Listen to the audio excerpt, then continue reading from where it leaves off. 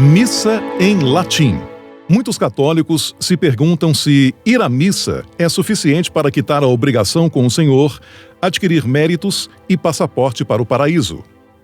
Quando era menino, pensava nisso, que as portas do céu passavam pelo cumprimento da obrigação dominical.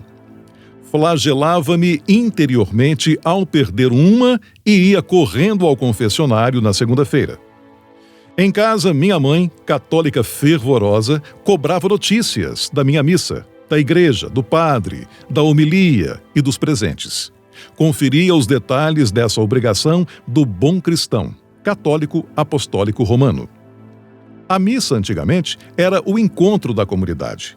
Lá todos se encontravam, escutavam o padre e se contavam. Ao domingo, depois do It Missa Est, apresentavam-se os recém-nascidos e se conferia o crescimento da prole numa silenciosa disputa entre mães corujas, que nos obrigavam a colocar gravatinha, sapatos brilhantes e brilhantina nos cabelos indomáveis.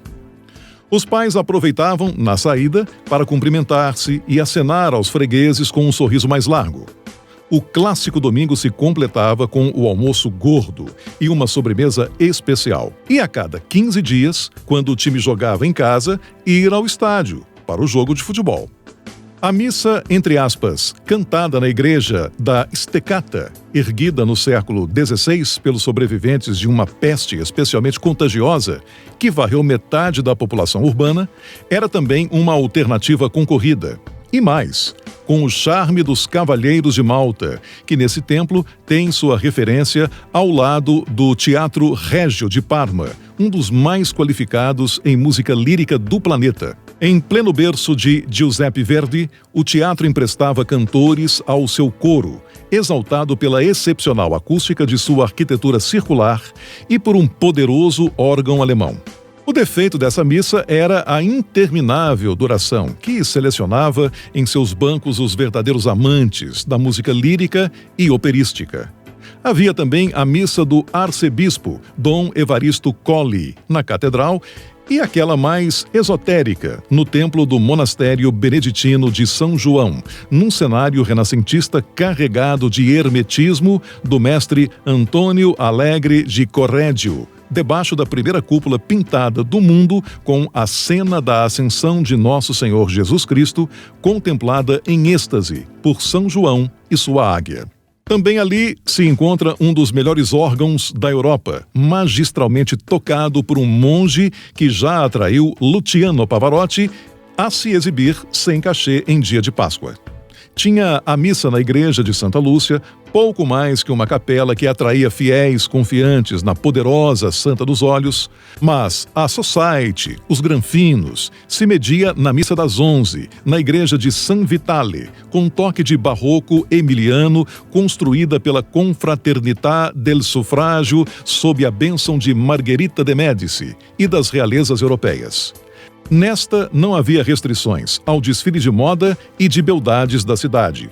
Na pequena pracinha, Ferrari e Bizzarini disputavam as 4 vagas de carros disponíveis.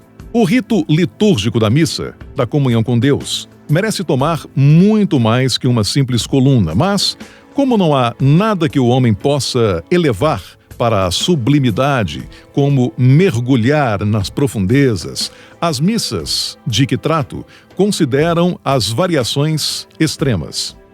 A missa começou nas catacumbas sitiadas pelos soldados de Nero. Passou por cavernas e florestas.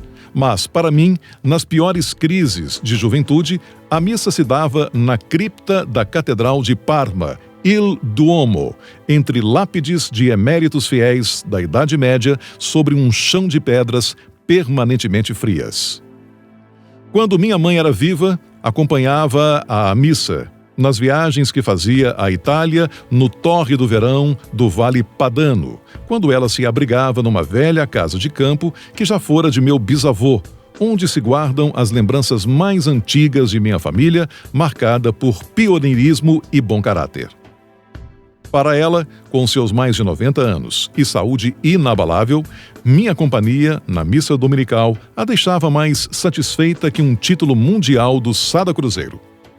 Íamos à antiga igrejinha, perto do moinho, que já fora de minha família, e nas mãos dela evoluiu desde o século XVII até sua venda, na década de 70, dirigido por meu pai, que aí me iniciou nos segredos do trigo.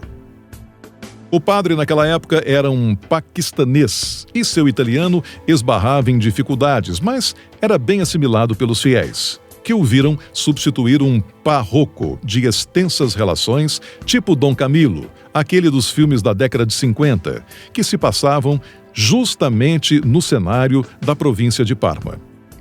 Minha mãe, no fim da missa, radiante, ao se desprender da assimilação com a hóstia que a inundava de felicidade e graças, me apresentava com os olhos cintilando.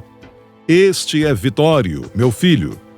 As pessoas se aproximavam e se lembravam de fatos da juventude, das proezas que eu consumava, correndo de moto, namorando donzelas que jazem deletadas em minha memória de limitados megabytes. Dessa igreja permanecem invariáveis o cheiro, a fonte batismal cavada num bloco de mármore barato que assistiu ao escorrer da água benta sobre minha cabeça, segurada pelos braços de um casal de padrinhos que já não existem mais. A missa moderna perdeu sua majestade com aquela decoreba que não deixa acreditar na presença de um Deus no ambiente. Tenho saudade da missa em latim, língua forte e marcial, de vibrações mágicas. A palavra é número e música, vibração por excelência, que num rito precisa fazer vibrar a alma, despertar a intuição, usar os incensos, folhas e músicas. O latim é inigualável. O Miserere Nobis soa melhor que Tem piedade de nós. Panis Angelicus, Mater Dei, Divina Misericordiae, Agnus Dei, qui tollis peccata mundi, sicutim caelo in terra, Kyrie eleison, aleluia, credo in Deus Pater. Amém. Sons imponentes sacodem a alma. Mater Sanctíssima. Lembro-me do meu passado de coroinha, versando água nas mãos do sacerdote, tocando campainhas em gélidas e enevoadas manhãs, e os arrepios nos rituais que me faziam sentir na pele a vida monástica.